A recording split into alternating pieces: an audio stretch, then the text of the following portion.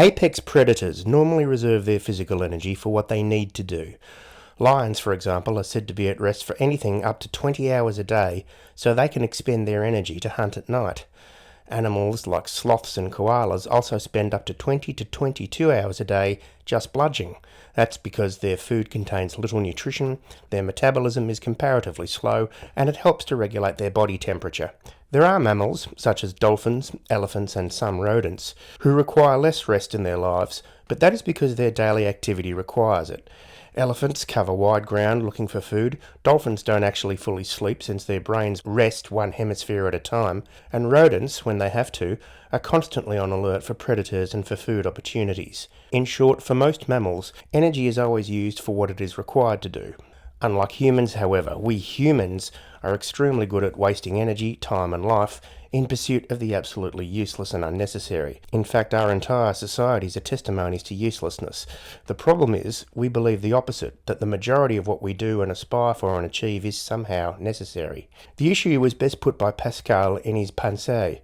All of humanity's problems stem from man's inability to sit quietly in a room alone. But this doesn't mean that just sitting quietly in a room alone is going to solve all our problems. It means that we largely, as a species, lack the ability to do so. Unlike lions, sloths and koalas, who have no biological problem doing knob all when there's knob all to do, we humans don't seem to like having knob all to do. And if all things were equal, which they aren't, such a problem would be easily dealt with. People could content themselves with all sorts of activities that are, in themselves, useless in any utilitarian practical way, but eminently useful in giving us something to do because we feel we need something to do.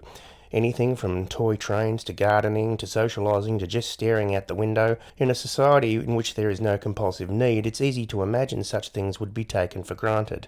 What we could learn from that is that not everything has to be useful, at least in any ostensive sense. Or we could learn that what is useful is not the immense load of bullshit we think is useful today. Nothing is worse than uselessness pretending not to be useless. The apex of this bullshit has to be work. So much work and so much within work is so useless as to be imposition.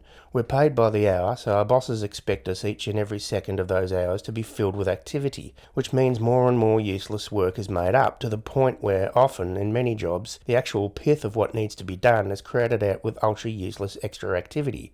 Or bosses devise way to tailorise the job to get the most amount done so that everyone is running themselves ragged trying to get every task done in the minimal amount of time the utilitarian parasites at the top have allocated to each task. In all cases, this leads to exhaustion, frustration, anxiety, depression, burnout, and for nothing. The whole thing is insanely useless.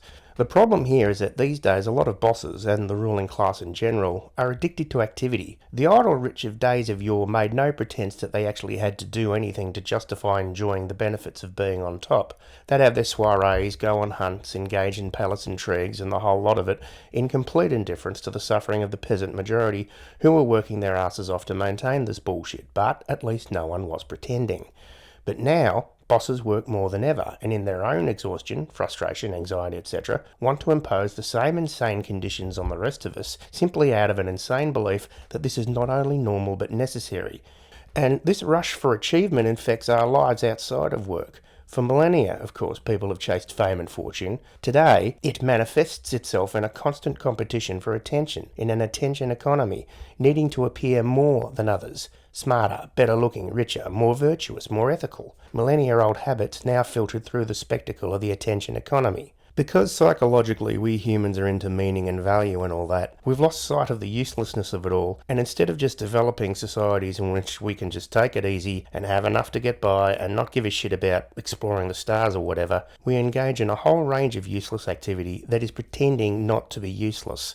Instead of embracing the uselessness of it all and deliberately and consciously indulging in useless activity, like the gentry of old, we enslave ourselves to constant useless activity that we have to bullshit to ourselves about.